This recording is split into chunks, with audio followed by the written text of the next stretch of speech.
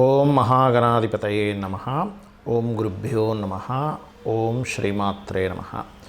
పరమేశ్వర స్వరూపమైనటువంటి జ్యోతిష, వాస్తు మరియు ఇతర అనేకమైనటువంటి శాస్త్రములను మనకు అందించినటువంటి మహర్షులకి నమస్కారం. హయగ్రీవ హయగ్రీవ హయగ్రీవేతి యో వదేత్ తస్య నిస్సరతే వాణి జనుకన్యా ప్రవాహవత్. అరుణాం కరుణాతరంగితాక్షీం ధృతపాశాంకుశపుష్పబాణచాపాం అనిమాదిభిరావృతాం మయూకైః అహమిత్యేవ విభావయే భవానీం. శ్రీమాత్రే నమః. ప్రేక్షకులకి ఆ లలితాంబిక అమ్మవారి యొక్క అనుగ్రహం పరిపూర్ణంగా కలగాలని మనస్ఫూర్తిగా కోరుకుంటూ మనం ఈరోజు చెప్పుకోబోయే టాపిక్ ఏమిటంటే, అందరూ భయపడుతున్నటువంటిది గ్రహం ఏది అంటే శని భగవానుడు. అసలు నిజంగానే భయపడాలా? అసలు శని ఎక్కడ ఉంటే మీ లగ్నరీత్యా అంటే మేషలగ్నం నుంచి మీనలగ్నం వరకు, లేదా మేషరాశి నుంచి మీనరాశి వారి వరకు ఎక్కడ ఉంటే మీకు బాగా కలిసి వస్తుంది శని ద్వారా, ఏ స్థానాల్లో ఉంటే కాస్త ఏ విషయాల పట్ల జాగ్రత్తగా ఉండాలనేటువంటి విషయాలు మనం తెలుసుకుందాం. దాంతోపాటు ఎఫెక్ట్ ఏదైతే ఉంటుందో శని భగవానుడికి ఎఫెక్ట్ కంప్లీట్గా మీకు పాజిటివ్గా జీవితాంతం మీ లైఫ్ లాంగ్ మొత్తం కూడా పాజిటివ్గా రావాలంటే కూడా ఏం చేయాలి అనే విషయాలు కూడా మనం ఇప్పుడు తెలుసుకుందాం. అయితే ఈ విషయాలు చెప్తుంది నేనైనప్పటికీ కూడా చెప్పిస్తుంది సాక్షాత్ లలిత అమ్మవారిగా భావిస్తూ ఒక్కొక్క లగ్నం తెలియని వారు ఒక్కొక్క రాశి నుంచి మనం తెలుసుకుందాం. మీన లగ్నము, మీన రాశి. మీనం వారి కన్నా చూసుకుంటే ఈ లగ్నానికి శని పాపి, లాభ వ్యయాధిపతి పాపి అవుతున్నాడు. ఇక్కడ లగ్నంలో ఉన్నట్లయితే గుర్తుపెట్టుకోండి, లగ్న శని ఒకటే. ఏంటంటే లగ్నంలో ఉన్నప్పుడు ఈ కారకుడు ఎవరైతే ఉన్నారో, ఈ కాంబినేషన్ ఏదైతే ఉందో పర్టికులర్గా ఎక్కువ స్ట్రెస్ని ఇస్తూ ఉంటుంది. ఎందులో ఇన్వెస్ట్మెంట్స్ చేసేటువంటి విషయాలలో ఎక్కువ స్ట్రెస్, ఎక్కువ లాభాలు వస్తాయనే దాన్ని స్ట్రెస్ ఇస్తూ ఉంటుంది. కానీ రెండులో ఉన్నప్పుడు మాత్రం మీరు వ్యాపార ధన సంబంధించిన విషయాలు చాలా కేర్గా ఉండాలి.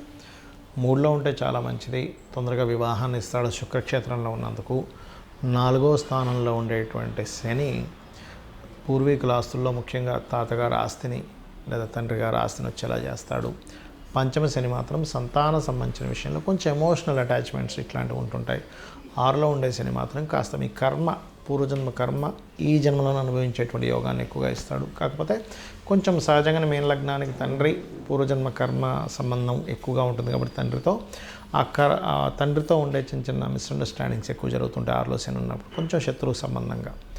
7లో గనక శని ఉన్నట్లయితే ఇక్కడ లాభాధిపతి, వ్యయాధిపతి సప్తమ స్థానంలో ఉన్నందుకు పర్టికులర్గా ఇది కొంచెం విదేశాలకు వెళ్ళి ఉద్యోగం చేయడం, విదేశీ మూలక ధన యోగాన్ని ఇస్తాడు.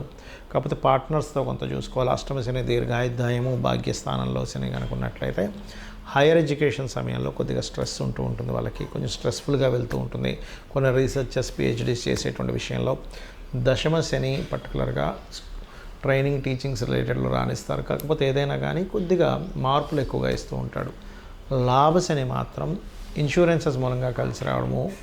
12లో శని మాత్రం కాస్త పాపగ్రహాలతో కూడి గనక లేనట్లయితే తండ్రి ఆస్తి కలకాలం ఉంటుంది. పాపగ్రహాలతో కూడి గనక 12లో శని ఉన్నట్లయితే తండ్రి ఆస్తిని తీసేసేయాల్సిన పరిస్థితి వస్తూ ఉంటుంది.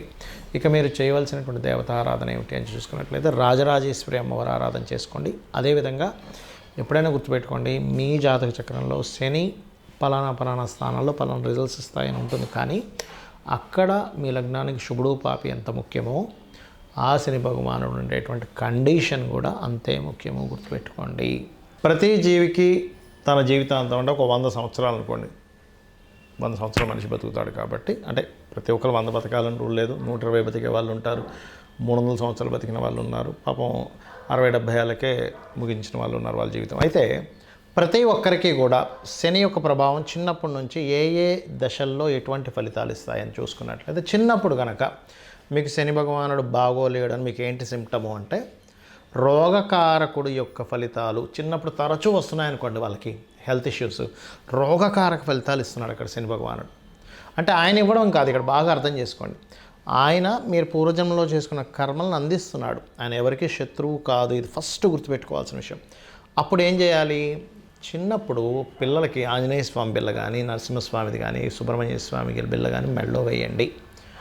ఇక చిన్నప్పుడు పుట్టినప్పుడు కాకుండా విద్యా విషయంలో ఇబ్బంది ఇస్తున్నాడంటే విద్యాస్థానాల్లో ఎక్కడో 4th లార్డ్తో కనెక్ట్ అయి ఉన్నాడు, అలాంటప్పుడు మీ పిల్లలకి హయగ్రీవ స్తోత్రం నేర్పిస్తూ శని భగవానుడి దగ్గర దీపం పెట్టడం నేర్పించండి. లేదా వెంకటేశ్వర స్వామి ఆలయానికి కానీ ఆంజనేయ స్వామి ఆలయానికి కానీ రెగ్యులర్గా తీసుకెళ్తుండండి. అప్పుడు మందబుద్ధి అనేటువంటిది ఉండదు. ఎందుకంటే మందులు అంటారు, పిల్లలకి ఎంత చెప్పినా వాళ్ళకి ఎక్కట్లేదు అంటే శని ప్రభావం ఎక్కడో 4th లార్డ్కి సంబంధం కలిగి ఉంటుంది. మళ్ళీ చాలామంది అంటుంటారు, ఏమండి మా అబ్బాయి చదవడు కానీ తెలివితేటలు అద్భుతంగా ఉంటాయండి, పంచమ భావం బాగుంది, వాళ్ళకి పంచమం బాగుంది, అద్భుతమైన తెలివితేటలు ఉంటాయి, ఇంకా వాళ్ళని తిరిగి కొట్టే వాళ్ళు ఉండరు అసలు. కానీ చతుర్థానికి శని సంబంధం వచ్చింది, కొంచెం ఎక్కువగా మనం వాళ్ళని పట్టించుకోవాలి. అంటే ఎక్కువ దెబ్బలు పడతాయి వాళ్ళకి, స్కూల్లో కావచ్చు, ఇంట్లో కావచ్చు, చదువు విషయంలో. అప్పుడు ఏం చేయాలి వాళ్ళకి? పర్టికులర్గా శనివారాలు గుర్తుపెట్టుకోండి, శనివారాలు వాళ్ళకి మొత్తం తైలంతో చక్కగా మర్దన చేయించి స్నానం చేయించి వెంకటేశ్వర స్వామి ఆలయం కానీ ఆంజనేయ స్వామి ఆలయం కానీ పంపించడం నేర్పించండి. వాళ్ళకి అది అలవాటు చేయండి. విద్యాకాలంలో అది ఇబ్బంది ఉండదు. ఇక విద్య అయిపోయింది, వివాహ విషయాల్లో ఇబ్బంది వస్తుందంటే సప్తమం ఎక్కడో దెబ్బతింది, శని ద్వారా సప్తమ స్థానం కనెక్ట్ అయ్యింది. శాటర్న్ ద్వారా సప్తమం కనెక్ట్ అయింది అంటే వివాహ సంబంధించిన విషయంలో లేట్ అవుతుంది. అలాంటప్పుడు ముఖ్యంగా శుక్రవారాలు వెంకటేశ్వర స్వామి ఆరాధన చేసుకోమని చెప్పాలి. లేదండి జాబ్ సంబంధించినటువంటి విషయంలో నాకు ఇబ్బంది అవుతుంది, దశమ స్థానంతో ఎక్కడో కనెక్ట్ అయింది శని భగవానుడు. లేదంటే వ్యాపార సంబంధంగా నాకు చాలా ఇబ్బందులు వస్తున్నాయి, లాభస్థానంతో ఏదో మీ లైఫ్లో మీ 100 years ఆఫ్ లైఫ్లో మీకు లాభస్థానంతో ఎక్కడో కనెక్టివిటీ అయ్యి పాపే అవుతాడు, శుభుడై కాదు. శుభుడై కనుక లాభస్థానంతో కనెక్టివిటీ అయితే బొగ్గు గనులు కావచ్చు, మైన్స్ కావచ్చు, బావులు అంటారు చూసారా, పెట్రోల్ బావులు, పెట్రోల్ బంకులు అంటుంటారు, అటువంటివి లేనట్లయితే మనకి ఈ యొక్క వైన్ షాప్స్ వీటన్నిటికీ శనికారకుడు విపరీతంగా ఇస్తాడనమాట. బాగుంటాయి, పాడైతే వీటి మూలంగానే ఎక్కువ పెట్టి కొనుక్కోవడం, అవి రాక లాస్ అవడం ఇట్లాంటివి ఇస్తుంటారు. అలాంటప్పుడు మీరు లలితా సహస్రనామాల్లో ఒక నామం ఉంటుంది, వ్యాపారాల్లో బాగా రాణించాలంటే ఓం ఇంద్రగోప పరిక్షిప్త స్మరతూనాభజంగికాయ నమః. ఇక శని మంత్రం ఏం చేసుకోవాలి? సహజంగా అందరికీ తెలిసినటువంటిది ఓం నీలాంజన సమాభాసం రవిపుత్రం యమాగ్రజం ఛాయామార్తాండ సంభూతం తన్నమామి శనిచ్చరం, ఇది చేసుకోవచ్చు. లేదంటే లలితా సహస్రనామాల్లో నాకు శని భగవానుడి యొక్క అనుగ్రహం బాగా కలగాలి, ఎప్పుడైనా ఒకటే గుర్తుపెట్టుకోండి, శని భగవానుడు అనుగ్రహం కలగాలనుకోండి, పీడ పోవాలనుకోకండి దయచేసి. బికాజ్ ఆఫ్ మీకు ఆయుష్నిచ్చేవాడు ఆయనే, వృత్తినిచ్చేవాడు ఆయనే, వ్యాపారాన్ని ఇచ్చేవాడు ఆయనే. మనం నిలబడాలంటే మోకాల్లో గుజ్జు ఉండాలన్న శని యొక్క అనుగ్రహం కావాలి, లేకపోతే మనం నిలబడలేము. శని అనుగ్రహం పోయిందా మనిషి నిలబడలేడు, గుర్తుపెట్టుకోండి. ఫస్ట్ మోకాళ్ళకి ఆయన కారకుడు, కాళ్ళకి ఆయన కారకుడు. అది బాగుంటే 100 ఏళ్ళు వచ్చినా సరే ఏ మోకాళ్ళ నొప్పులు ఉండవు. శని పరిస్థితి బాగోలేదు, మోకాళ్ళ నొప్పులు వస్తాయి. ఇక్కడ ఏంటంటే ఒకటే, స్వామిని యొక్క అనుగ్రహం నా మీద చల్లగా ఉండాలి, నేను పూర్వజంలో చేసిన కర్మ పాపం ఏదో ఉంటుంది, నేను దానికి చింతిస్తున్నాను, నేను ఇంకోసారి అలాంటి పాపాలు చేయకూడదు అనుకుంటున్నానని చెప్పి మనస్ఫూర్తిగా అనుకొని మీరు శని భగవాన్ని ప్రార్థించండి. అప్పుడు ఖచ్చితంగా ఆయన యొక్క అనుగ్రహం ఉంటుంది. అయితే ఇక్కడ నిత్యము చేయవలసింది ఏమిటి? శని భగవానుడి యొక్క ప్రభావం పూర్తిగా పాజిటివ్ మీకు రావాలి అంటే ఒక ఆలయం పెట్టుకోండి. ఆంజనేయ స్వామి కావచ్చు, సుబ్రహ్మణ్యేశ్వర స్వామి కావచ్చు, నరసింహస్వామి కావచ్చు, వెంకటేశ్వర స్వామి, లేదా శక్తి ఆలయం, లేదా గణపతి ఆలయం, లేదా రావి చెట్టు చుట్టూ తిరిగినా సరిపోతుంది. మీకు 100% శని భగవానుడి అనుగ్రహం పాజిటివ్గా వస్తుంది, 100 ఏళ్ళు కూడా.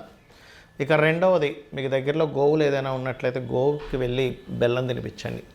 ఇక మూడో విషయం గుర్తుపెట్టుకోండి, మీరు ఎప్పుడైనా సరే శని రాశి మారుతున్నాడు అన్నప్పుడు ఆ సమయంలో దానం ఇచ్చేసేయండి. లేదా మీ జన్మజాతకంలో శని గ్రహం దగ్గరికి ఏదైనా ప్లానెట్ వస్తున్నప్పుడు కూడా ఒక దానం ఇవ్వండి. మీరు చాలా రిజల్ట్ అక్కడ చూస్తారు, మీకు రావాల్సిన ఇబ్బంది అసలు రాదు, గుర్తుపెట్టుకోండి. అదేవిధంగా ఒకటే గుర్తుపెట్టుకోండి, శనికి సంబంధించినటువంటి విషయంలో చాలామంది యంత్రాలు, నవగ్రహ యంత్రాలు ఉంటాయి, శనికి సంబంధించిన యంత్రం కూడా ఉంటుంది. అయితే ఆ యంత్రం మీరు పూజించాలంటే మీకు బీజాక్షరం సంబంధమైనటువంటిది ఉపదేశం ఉండాలి, ఏ నవగ్రహ యంత్రమైనా సరే.